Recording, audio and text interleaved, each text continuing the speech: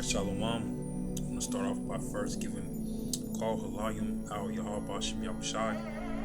Double honors to the apostles and the elders of Great Millstone who feed and nourish us through the spirit and power of Yahweh Bashem Yahushai. Salutations, shalom, and blessings to the elect, to you sincere brothers that are continuing to push in the name of Yahweh Bashem Yahushai. Just a quick article I was reading earlier today while I was at work. Got an article and some other things I want to touch, but I'm gonna just get into it. The article is from RT.com, and you can find this article on various news pages. But it says it reads: 16-year-old texts mother moments before being mauled to death by black bear in Alaska. All right, it says a 16-year-old trail runner was cornered and mauled to death by a black bear in Alaska on Sunday, just moments after he texted his mother to send help. I've been running in the mountains for 30 years. Race director Brad Prikowski told KTUU News, adding that there have been multiple sightings of both brown and black bears in the area that day, hampering search and rescue efforts. People come down off the trail and say they've run into a bear. Sometimes that means nothing. Other times it's really serious, like this, said Prikowski.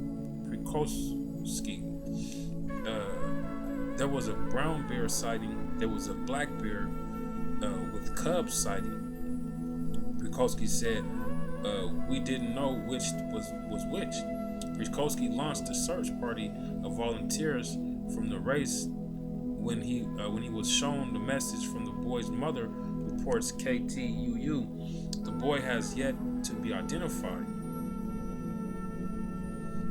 Park rangers did shoot the reported 250-pound black bear in the face, but only wounded it as they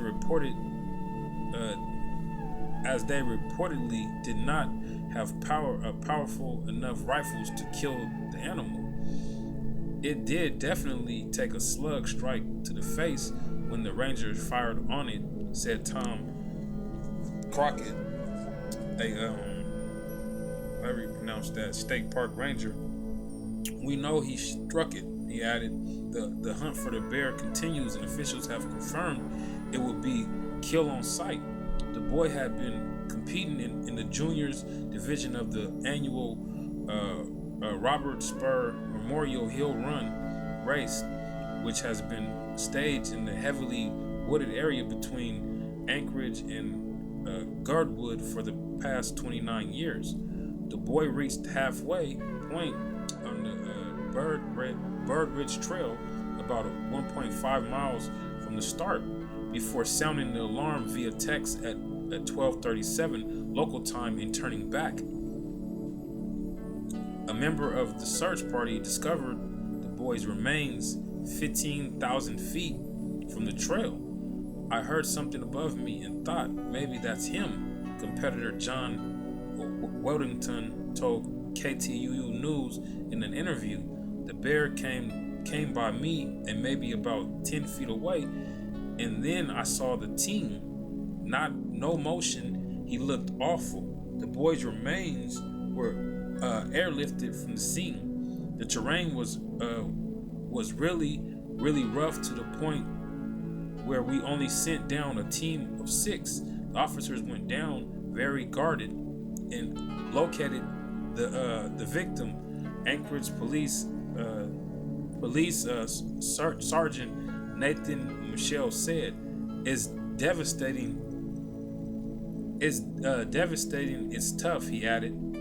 But that's pretty much the end of the article, I believe. Yes, that's the end of the article. But hey, man, this is just the beginning of what Yahweh Bashem Yahushai has in store for these people, man.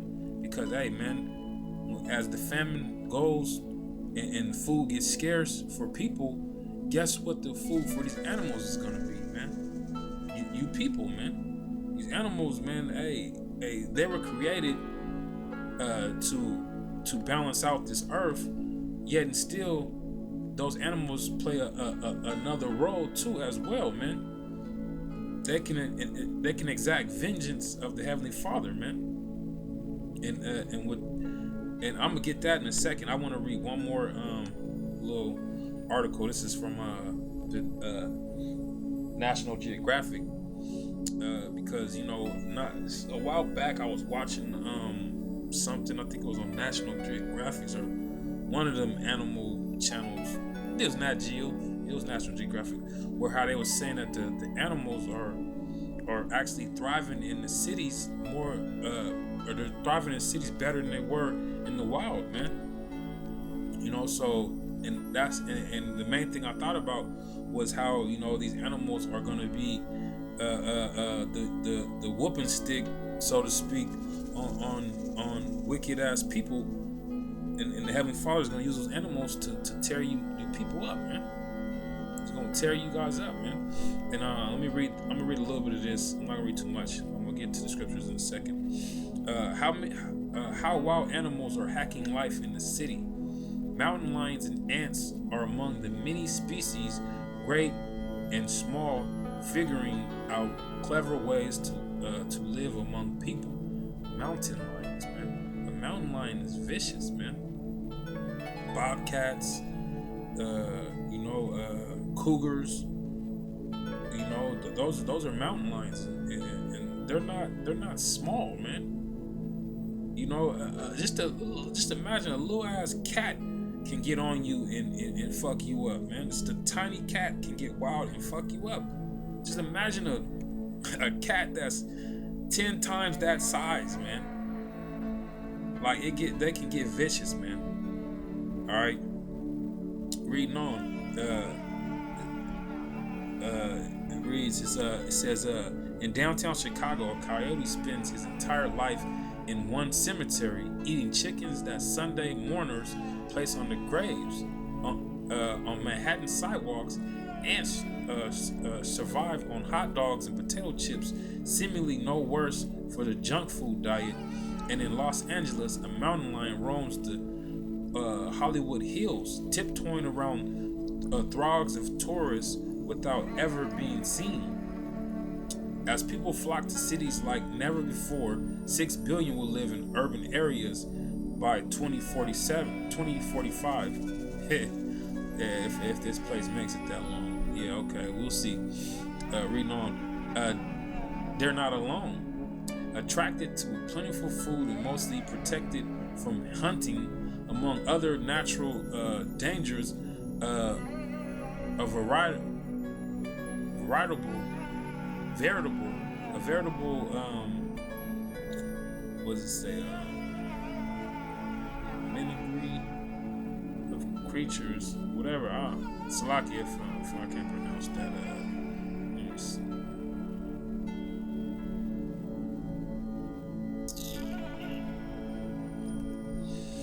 As people flock to cities like never before, 6 billion will live in urban areas by 2047. Yeah, if this pace continues that far, we'll see though. They're not alone. Attracted to plentiful food and mostly protected from hunting, among other natural disasters, was it a veritable menagerie of creatures, also called cities home. And these new urbanites, ongoing research shows, are learning how to change their lifestyles, sometimes drastically to suit ours. Several urban species have adapted to living in much tighter spaces than they do in the country. Some have become active at night when people aren't around, and perhaps most critically, many have figured out how to navigate busy roads without getting hit. See this little shit, but that's pretty much all I'm gonna read on that, because like it says on the top, it talks about the mountain lions, the ants, amongst those are bears and coyotes, which are figuring out how to thrive in the inner cities, man.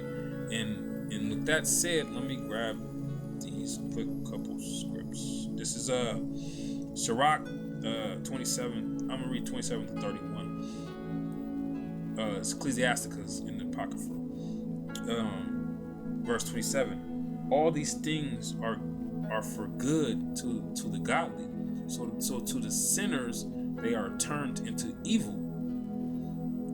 There be spirits that are created for vengeance, which in their fury lay on sore strokes. In the time of destruction they pour out their force and appease the wrath of him that made them. Which, hey man, there's various ways that you can die, man. There's a show that's called A Million Ways to Die, man. And there's a million ways that the Heavenly Father can pour out that judgment and put that vengeance upon you, man. And one way is through the animals and the creatures that He's created, man. Okay? Reading on. Fire and hell and famine and death, all these were created for vengeance. Fire, hell, famine, and death. Hey, man, the Most High is about judgment, man. He's a just power, man. And He's about judgment, man. You reap what you sow, man. You've been living in wickedness for your whole life, for lifetimes. So guess what, man? In this last go around, man, the death that you're gonna catch is gonna be gruesome, man. It's gonna be gruesome, man. Because it tells you in the Apocrypha, I believe it's in either first or second Ezra, if I'm not mistaken, Salakia. But it says, losing my train of thought.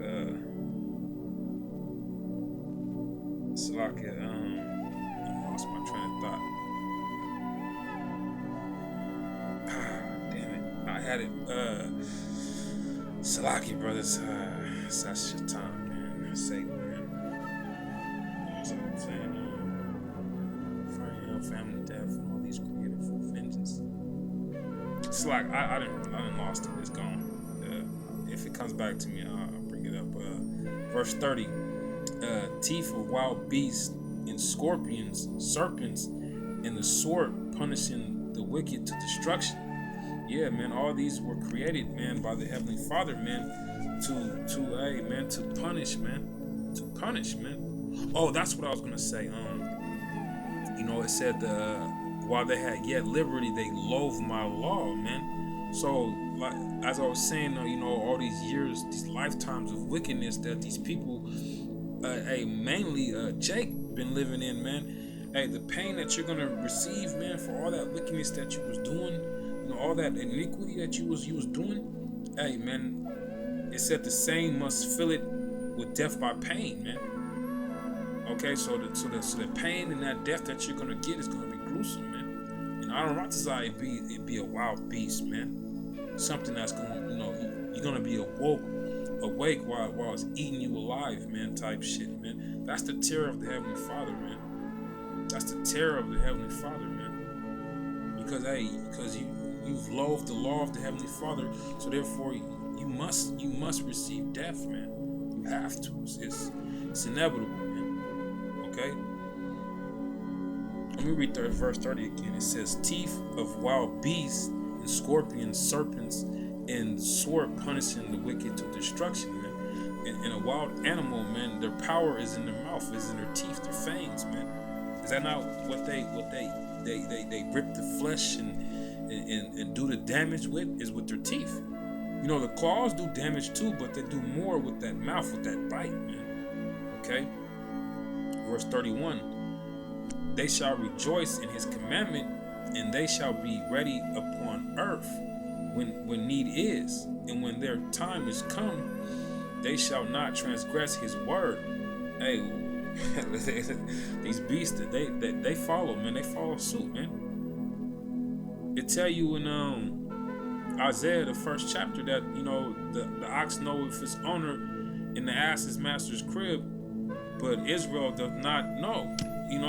Roughly paraphrasing, man. These beasts know.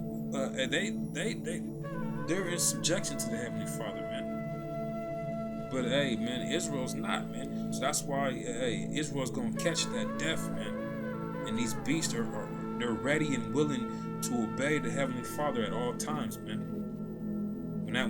When the Heavenly Father sends them upon you, they're not gonna disobey the Heavenly Father, man. They're not. And that's what happened to this fucking whatever. I don't know if he was an Edomite or whatever this boy was. He got ripped up, man. Ripped to shreds by a black bear.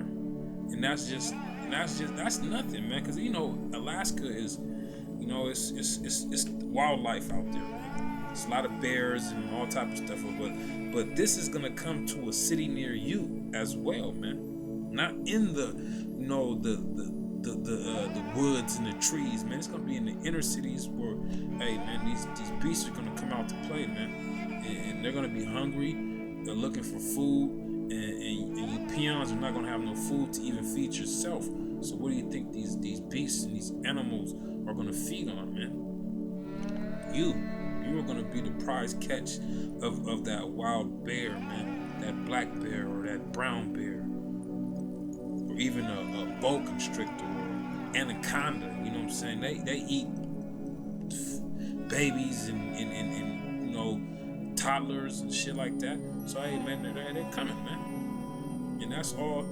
It's all been, hey, everything has been already played out, man. The Heavenly Father, this is a script, man, and hey, man, it's gonna go down because the Heavenly Father's word will never come back void, man. With that, I'm gonna shut it down. I'm gonna give call Halayim Al Yahabashim Shai. Double honors to the apostles and the elders of Great Millstone who feed and nourish us through the spirit and power of Yahweh Bashim outside. Salutations, shalom, and blessings to you sincere brothers that are doing your due diligence to make your calling of election sure. Like, shalom.